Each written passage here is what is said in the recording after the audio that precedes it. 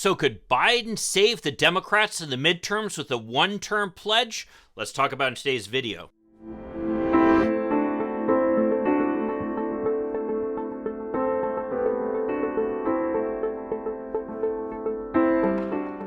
Hi, I'm Mike Greiner. I'm a lifelong Democratic activist who's concerned about the direction our country is taking. I'm also a lawyer and an academic, and I'm here to help you stand up to the BS of the MAGA crowd. So I was kind of shocked to read in the Washington Post a column by Steven Eisenberg saying, "Quit, Joe, quit.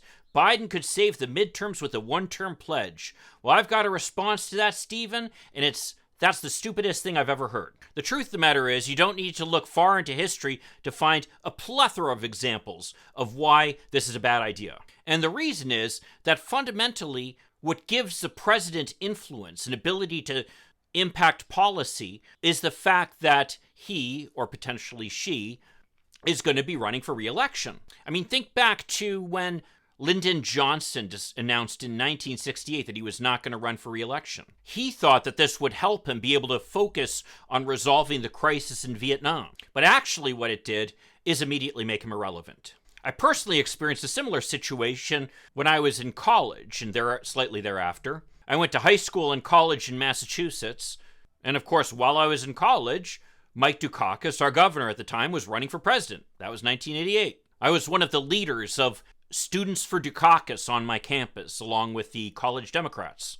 And I worked aggressively to rally students in favor of our native son. Now, what happened, though, is that Dukakis was running his campaign based upon this idea that he was incredibly competent, and he had been able to deliver one balanced budget after another to the citizens of Massachusetts.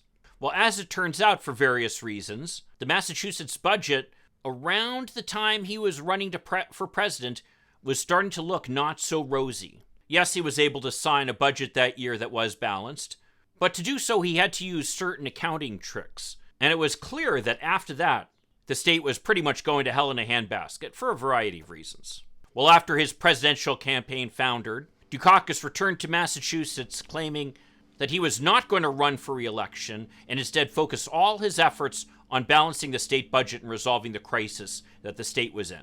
How did that go over?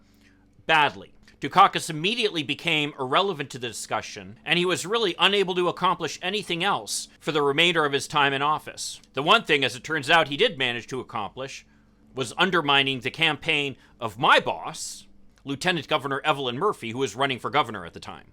But that's neither here nor there. Anyway, what happened shortly after Dukakis made the announcement that he was not running for re-election, instead was going to be essentially pushing for some tax increases to be able to balance the budget, was that the Speaker of the Massachusetts House essentially stepped up and said, wait a minute, I'm not going to support that, and we're not going to support that. Now, this was a fellow Democrat who'd been a supporter of Dukakis's, both for governor and for president.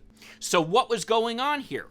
Well, I remember hearing journalism professor and political analyst Ralph Whitehead, who's a faculty member at my alma mater, UMass, describing the situation as one in which Dukakis had had a big umbrella that essentially protected all the Democrats. And that suddenly, when he announced he was not running for re-election, that umbrella was gone.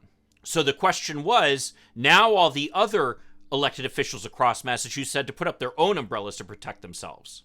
And that's the risk that Biden runs if he announces early on that he's not going to run for re-election. He will lose the ability to essentially influence policy and to drive the political narrative. I mean, think about it. Ever since the 22nd Amendment was passed in 1947 and ratified in 1951, limiting presidents to only 2 terms or 10 years in office, has there ever been a president who had a really successful second term? In some respects, Lyndon Johnson is the exception that proves the rule, because, of course, in his second term, where he was able to pass the Civil Rights Act and the Voting Rights Act, to name 2 major accomplishments, as well as Medicare, by the way, but because of the fact that he came into office after President Kennedy had been assassinated, he was still eligible to run for another term. That's why his announcement in 1968 that he would not run for re-election was so significant, and why it suddenly changed the political landscape and took him from being an incredibly powerful, successful, accomplished president, with the exception, of course, of Vietnam, to being one who is powerless to impact the debate.